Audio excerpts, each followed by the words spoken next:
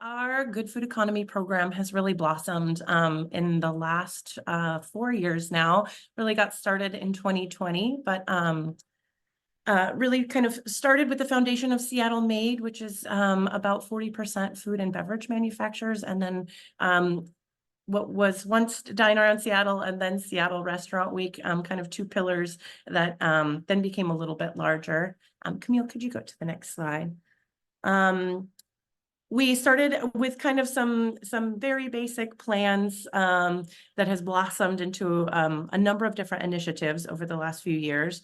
The core focus of our work is to connect the Puget Sound food community and build a resilient, sustainable, and just local food economy. And so that's food system wide. That's everything from farmers and fishermen, distributors, restaurants, retailers, food assistance programs, and all of the businesses and all of the community that supports that work. Our first initiative is Good Food Forum. And Good Food Forum. What's that? It's Good Food Forum. Camille, can you go to the next slide? Yeah, I mean, there's from yesterday, from last night. So, yeah. Okay. I think we Thank you. will just take a moment to check our mute options again and make sure that we are in mute. Thank you. Thanks, Camille. Yeah, so Good Food Forum is basically an online community. It works on our Mobilize platform, which we have about 20 groups, I think, kind of operating on that platform. And it's really meant to connect all of these food community folks around sharing, peer connection, and to share and find resources and opportunities. So anything from equipment for sale to funding to sales partnerships. Good Food Forum is essentially there to do this connecting work year round. And anybody who works in the food community is able to join for free. And so we ask if that is you, that you join us there and that also you share with others. Next slide, please. We do this, we've finally had the opportunity to do this in person for the first time last year with our local food trade conference, Good Food Connections. This was actually the original, one of the very original goals of our Good Food work. And we were so pleased to be able to do it in person after doing it virtually for a couple of years before. But essentially the idea of Good Food Connections is to bring everybody together in one room around one table, both to make those buyer-producer connections. We're doing a lot of facilitated networking, a tasting event where we get to try local makers' foods, and then conversation about those things that, we're trying to move the food system toward, whether that's workplace compensation or sustainable livelihoods and farming, which are two of our panel discussions coming up. This is very close. It's in 2 weeks. So if you're able to and are so inclined, we'd love to have you join us on Monday, February 26th. We are looking for funding for 2025 and beyond. We skated by a little bit on our nose this year and confirmed our funding in November. And having that funding ahead of time really does enormous amount of support in helping us plan a little bit further for the next one and involving more people. Another way to be involved is through input and feedback through an advisory committee that we have of folks working across the food system, where they can tell us what they want to see in Good Food Connections and how they can kind of help support. So we encourage you to engage with us there as well. Next slide.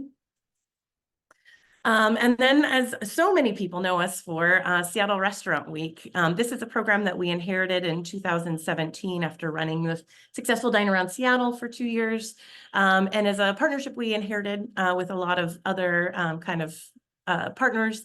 And we'll just say that it's the largest probably consumer-facing promotional program that we have. It gets an average of 6.7 million paid media impressions annually, and that's just paid. That doesn't include all the earned media, and of course, all the folks out there, the over 200 restaurants who participate, who are posting and sharing. Since COVID, we've basically, when we had to reformat completely, we saw an opportunity to reshape Seattle Restaurant Week more in the mission of our Good Food Economy program otherwise, which is to better support restaurants and to make it more accessible, both for the restaurants, also for consumers. and diners, and also to really showcase the diversity of culinary cuisine that we have in this greater Seattle region. So we joke a little bit, it's no longer just Seattle, it's no longer just restaurants, and it's no longer just a week. It is open to greater Seattle. It's open to food trucks and pop-ups. We want to see everybody who's doing amazing things in food, even if they don't have a brick and mortar. And it's 2 weeks long. And those curated menus are at $28, $35, $50, and $65, not set. So we're open to all sorts of amazing menus, whatever chefs can imagine.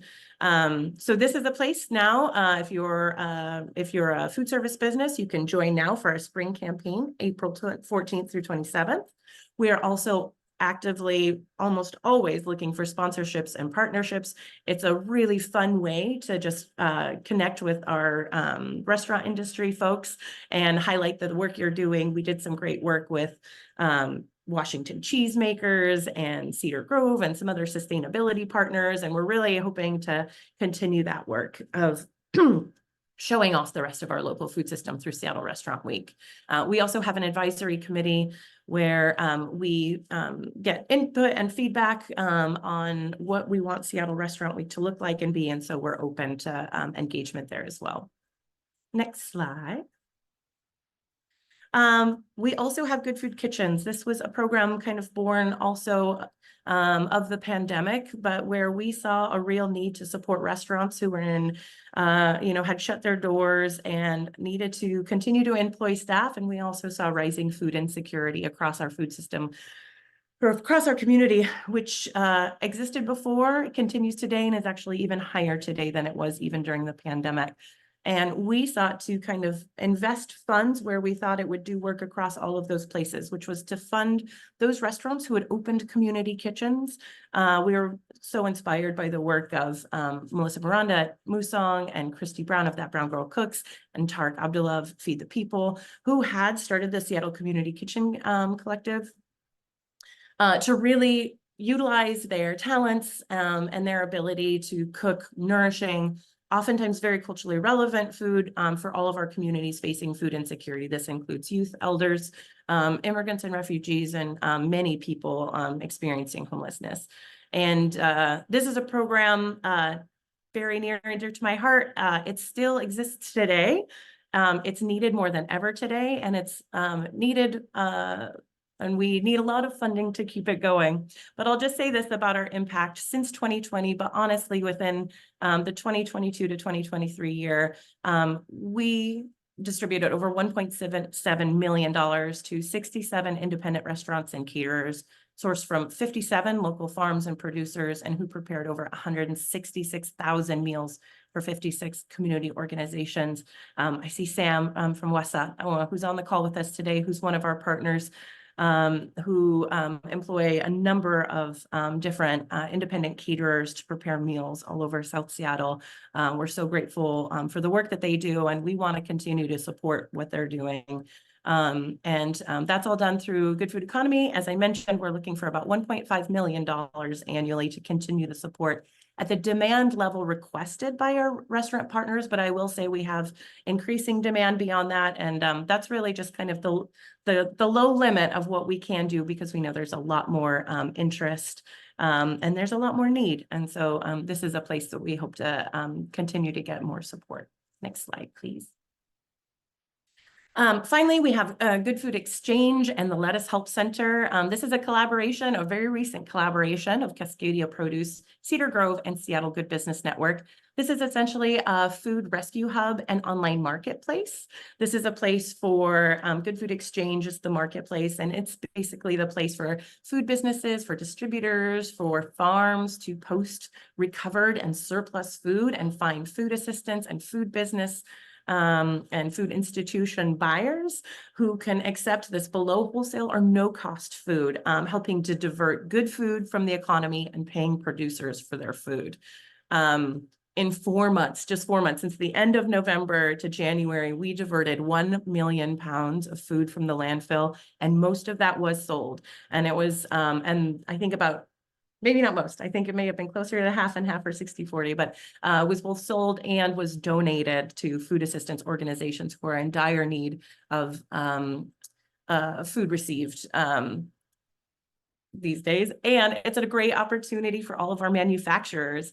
Obviously, cider makers and jam makers feel like an obvious, beautiful apples we just got from Mark Rowley just recently. But there's a number of ways that we can engage our entire food system to help continue this work. And so you can join the Good Food Exchange for free and see what's coming through and think about how you might be able to engage. Next slide, please.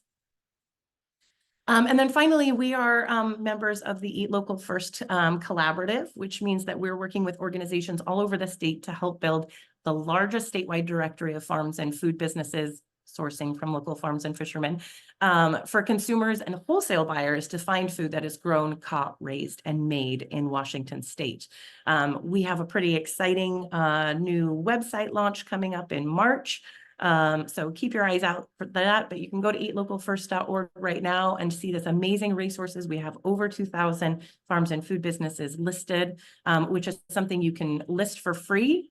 Or if you're a buyer, you can use the wholesale finder to find local food that you can purchase. And so we look for engagement in that and look forward to all the different partners. We look to your feedback to help us make this a resource that works for the whole community. And I think that might be the end. Thank you, everyone. And I'm going to pass it over to Mia Stevenson for this Seattle Restored. Great, thank you, Mariah. Thanks for sharing all that exciting programming. So Seattle Restored is working to revitalize our city. Catherine, you can go ahead and move to the next slide, please. Thank you. Looking to revitalize our city by creating opportunities for artists and small businesses to connect with property managers and landlords, reactivating spaces that have been sitting vacant since 2020 or even before. We began in 2021 as a COVID response measure in partnership with the Office of Economic Development at the city and Shunpike, and supported by federal Clifford funding. We've since transitioned to the City of Seattle's general budget. So we're really excited to see that the city's got a commitment to building a more equitable economic landscape, while also revitalizing downtown and other commercial corridors. As I just mentioned, Seattle Good Business Network co-manages this program with Shunpike, which is an organization that focuses on economic opportunities and growth for artists. We began accepting applications in December of 2021, working with the community panel to ensure that we were selecting applicants who were qualified and also representative of the diverse small business community here in Seattle. And we have since worked with many of those candidates to create 75 pop-up shops, window art installations, and QR code shopper displays in vacant spaces throughout the downtown corridor, including Belltown, Pioneer Square, and the CID. While we were not able to place all of our panel selected applicants in storefronts, we did host several holiday markets, art events, and vendor fairs, featuring many of these artists and businesses alongside our pop-up participants. And one of our program goals is to support small business in the transition from pop-up to long-term leases. So we're very proud to report that several of our participants have gone on to sign their own leases in the spaces that they secured through Seattle Restored. We're finding that not only have our property partners seen the benefits of having their retail storefronts occupied and active again, this has also been a wonderful opportunity for local businesses to engage new audiences, gain access to previously out-of-reach spaces as well. And we have maintained a very robust marketing campaign to drive traffic to all of our locations, which means increased visibility and engagement for downtown as a whole from both locals and visitors to Seattle. And for the first 2 years of our program, we offered participants a no-cost 3-month lease, as well as some additional operational support and technical assistance. And many of our artists and businesses were also given the opportunity to extend their leases for an additional 3 to 6 months. And even though we are a very young program, we've expanded pretty quickly from where we began in 2021, and have definitely learned a lot about the needs of Seattle's small business community and how we as a program can most effectively support the business owners and contribute to the revitalization of our local economy. Moving forward, we'll be shifting our programming a little bit in order to better meet the needs of the artists and entrepreneurs that we're working with, and to create better pathways for our participants to succeed in their growth. So we're implementing these changes based on the feedback that we've received from our past applicants and participants, as well as our team's own experience working with small businesses and creative entrepreneurs. So moving forward, our program will offer three distinct tracks for artists and entrepreneurs at different stages of their business. Our first track will highlight new and emerging artists through 6-month window installations throughout downtown. So that's pretty similar to what we've done in the past. For our second track, Seattle Restored is going to hold releases on several storefronts to support both artist residencies and retail pop-ups. These pop-ups will be in 2-month increments, which will give the businesses the chance to experience the day-to-day operations of a brick and mortar, and also capitalize on the marketing opportunities that you can have with a pop-up. And then lastly, we will be offering long-term lease support for a small group of businesses that are prepared to sign their own lease for 3 or more years. So these businesses will go through a very rigorous application and screening process to ensure their readiness, and will be given financial support to offset the costs of opening and rent support for 1 to 2 years. Seattle Restored will also provide technical assistance and training to both our pop-up and long-term participants. We also recently received a significant investment from Chase Bank with a focus on supporting BIPOC business owners. So we are super excited about this opportunities to support even more businesses. And we're hoping to find more partnerships like this so that we can continue bringing businesses back to downtown, as well as extending our reach to other neighborhoods. We will primarily focus on the downtown area in 2024, but we're hoping to expand in 2025 to other commercial corridors around Seattle. And our programming continues to depend on building relationships with property managers and owners who share our vision of a more equitable and economically sustainable Seattle, and those who are willing to offer us the space to provide to our participants. For both our pop-up program and our long-term lease track, we're looking for properties for 1 to 2 year or 3 or more releases. So if you know a property owner who may be interested in working with us, we would love to hear from you. Kathy, we can go ahead to the next slide, please. We would also love your help in spreading the word about our work and opportunities to apply. If you run a business that is ready for its next step, or you know of another business you think would be a good candidate, we invite you to submit or tell a friend to submit a general interest form so that we can invite you to apply when the right space opens up. These will be available on our website pretty soon. We're still working on finalizing those. And the easiest way to hear about what's coming up next for our program and what opportunities are coming is to sign up for our newsletter. You can learn about when and how to apply, volunteer opportunities, as well as events hosted by our program and our participating artists and businesses. You can add your email to our list on the website, where you can also see which of our locations are currently active, check the retail hours, and see what events are coming up on the calendar. And we encourage you to visit our pop-ups and art installations in person to see our work in action. So that is it for Seattle Restored, and I will pass it along to Andrea.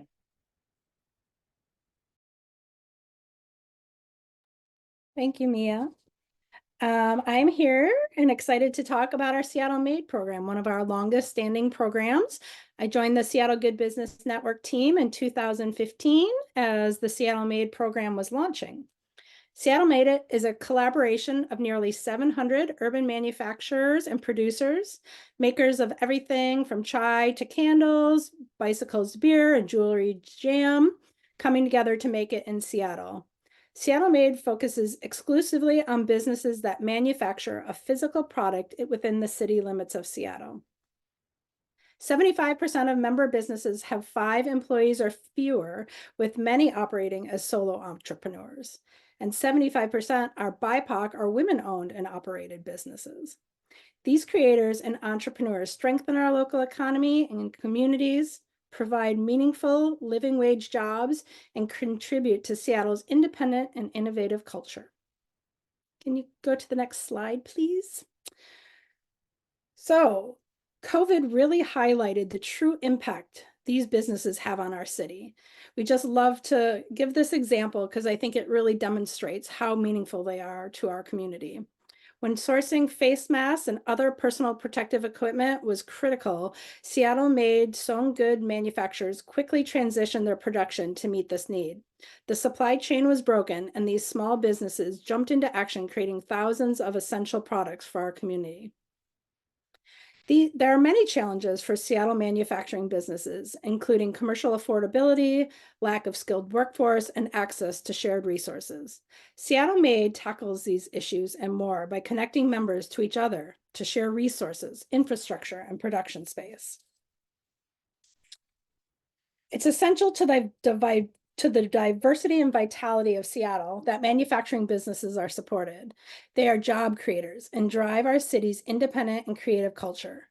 Hearing the pain points of Seattle-made members has also inspired us to launch many of our other programs, from Northwest Zone to youth programming to Seattle Restored. In 2024, our goal is to build the Seattle-made community, deepen our support, and identify multi-year funding so that these businesses can grow and realize their potential. We want to ensure, as Seattle grows, that we maintain manufacturing businesses, and along with them, our city's independent and vibrant character. What would our neighborhoods be without the local brewery, or the clothing designer, or the bicycle shop on the corner? We encourage you to let any local makers, producers, or manufacturers know about Seattle Made. Membership is free with a one-time application fee of $50. We know we're stronger together, so we're always welcoming more manufacturers into our network.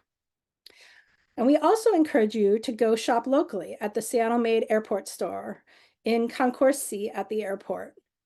Finally, we also encourage you to download our new Seattle Made Passport. In 2024, sorry, next slide, please. In 2024, we're thrilled to launch a series of passports, with Seattle Made Passport being one of them. That the passports are part of our overall strategy to diversify our small businesses and revitalize our city.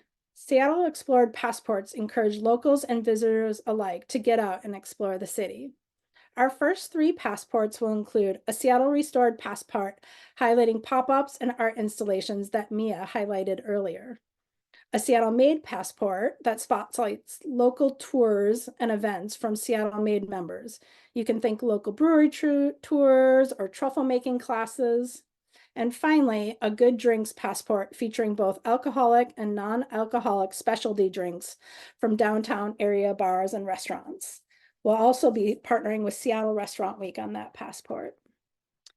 Our first passport will launch in late February. So for now, we just encourage you to sign up for our newsletter so you can get information about when those passports launch. We also welcome partnerships to help us expand both the Seattle Made and the Seattle Explored passports. We'd love to see a coffee passport, an arts passport. There's just so many possibilities here to highlight the amazing businesses in our community.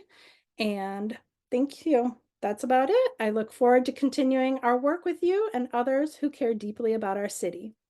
And I'll pass it over to Sydney. Thank you. All right. Hi, everybody. Let's go ahead and dive into our sustainability and circular economy work. So our sustainability work intersects with all of our programming at Seattle Good. We connect businesses in our network to tools, resources, and opportunities to help them advance their sustainability goals. One of our core tools for this is the EnviroStars program, a one-stop shop for business sustainability across the state, which we've been an outreach partner on since 2013. We endeavor to integrate EnviroStars tools and resources throughout our programming. For example, last summer, our Green Job Pathways internship program to train 10 youth to support our member businesses in improving their water conservation practices and becoming EnviroStars recognized. Let's move on to the next slide. This year, we have a new program rolling out that takes us into the world of climate mitigation. We are excited to pilot our first cohort of climate action youth interns funded by a BECU Green Equity Initiative grant. This program will place 10 youth in 240-hour internships with public agencies and businesses committed to advancing their sustainability goals, training them in greenhouse gas emissions measurement and reduction, and creating climate action plans. The interns will be trained in these things through our partner Impacti. They will also obtain sought-after credentials and skills in project management and sustainability at a more general level. So if you know of a great business or public agency that would like to host an intern this summer, or maybe you would, and note that intern wages are actually covered by the BECU grant, so no cost to you. Please do get in touch. You can email me at sydney@seattlegood.org. We'd love to work with you. And next up, if we can, thank you. We have the return of our 3rd annual Pre-Cycle Innovation Challenge. So this incubator and pitch competition is run in partnership with Zero Waste Washington, supporting startups that are working to create innovative business solutions that prevent, reduce, or reuse waste in support of a more circular and just economy in Washington State. Applications for projects and for experts will open this spring, and we're in the process of finalizing the timeline and pitch date. We'll post dates as soon as we have them. The program relies on mentors and judges with expertise in business development, impact measurement, marketing, circular business models, and more. So we need the support of our outreach partners to ensure the opportunity is open for anyone to apply. It's widely accessible. So if you're interested in supporting the program as a sponsor, an outreach partner, or as an expert to loan their expertise, then please contact me, again, Sydney@seattlegood.org, to learn more about benefits and opportunities. Finally, we have a body of work at the intersection of textiles, sewn trades, and circularity. This spring, we're excited to fully launch the Northwest Sewn website that will serve as an industry hub with a directory, educational, sustainability, and business resources, and home and house textile circularity projects. So we've just dropped the link in the chat. I said it will be up in full this spring, but you can go ahead and check that out. The Northwest Sewn Initiative, many years in development, will bring businesses across the Pacific Northwest textiles economy together in a goal to make it easier to manufacture locally, develop more circular supply chains, and create jobs in the industry. If you have a business or a resource that you think should be listed or somewhere on this site, please let us know either in the chat or later by email. And Catherine, can we go to the next slide? The last project I want to talk about is something we're very excited about. We've received a Seattle Public Utilities Waste-Free Community Grant to develop new business models and solutions for textile waste, specifically uniform garment textile waste. So think of all the Metro, Department of Natural Resources, airline uniforms that have embroidered logos and the like. So these are high quality textiles that end up in the waste stream, but could provide inputs for new products or be rehabilitated or modified. So this work will commence over the next month or two with our partner Benosh Najafi of Circular by Design, and we'll be looking for large-scale uniform generators across large industries and public agencies to workshop solutions and make supply chain connections with small businesses. So if you know of any large agencies or companies that generate a high volume of uniforms that could be interested in collaborating, then please email those suggestions to me. Again, that's Sydney@seattlegood.org. I'm now going to hand things off to Benosh Najafi, a long-term partner in this work and founder of the consulting company Circular by Design. Thanks, Sydney. Wow, you did all the introduction work that I was planning on doing. What wonderful programming as well. Yeah, so like as Sydney said, my name is Banish Najafi. I'm one of the founding partners at Circular by Design. We're a circular design consulting firm based in Seattle, Washington, and been working with SGBN with a grant from the Seattle Public Utilities to develop and support a regional circular textiles business community. And the first part of this effort was really spent identifying challenges and opportunities that regional businesses perceive to developing circular business models and minimizing waste. And we did this work in the context of interviews and survey responses collected from businesses in Washington State. And one of the major insights that was gleaned from that work was a desire on the part of business owners to share resources and build capacity and a knowledge base around circular textiles. So To that end, we have gathered a small group of stakeholders comprised mostly of small business owners to begin to think about how a coalition model could help advance resource and partnership development in a regional circular economy. Next slide, please. So I'll share with you a little bit about the work that we've been doing. For the past 6 months, SGBN has been convening this group with Circular by Design, facilitating a series of discovery and alignment workshops and conversations. This work is aimed to collectively highlight, align, and prioritize challenges and opportunities for circularity that really center the voices of local businesses in our area. And so what you see here on this graph is a process that we've been stepping through of divergence and convergence, so that we can better understand the larger landscape of challenges and opportunity spaces for circularity in the business community. And then we narrow down as a group on priority areas to focus on. Other activities that we've been doing that are represented on the graph as well are things like reviewing principles of coalition building and developing a mission statement. Next slide. We have in our process highlighted 5 focal areas that the group would like to see advanced. We don't have time to step through each one of these in detail, but I'm happy to discuss more afterwards.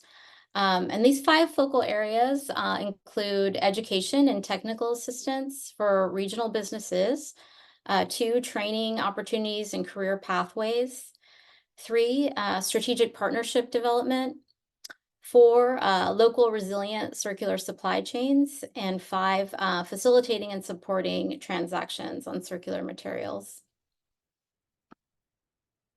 Next slide. What we see as the next steps for this work is we would like to secure additional funding mechanism to continue developing this coalition. We also need to identify additional business and institutional partners interested in advancing circularity for our regional textiles industry. And finally, we need to determine some governance structures for the coalition, including developing a steering committee. And with that, I think it's time for Q&A. So I'm going to hand it back to Erin. Just before we go there, we're going to brush on our 2024 events, and then we will turn it over to Q&A. Okay, so I just have the one slide. So Catherine, if you don't mind advancing to that. Again, my name is Camille Faulkner. I am the Events and Partnerships Manager for Seattle Good Business Network. As a community-based organization, Seattle Good Business Network produces a lot of events and convenings.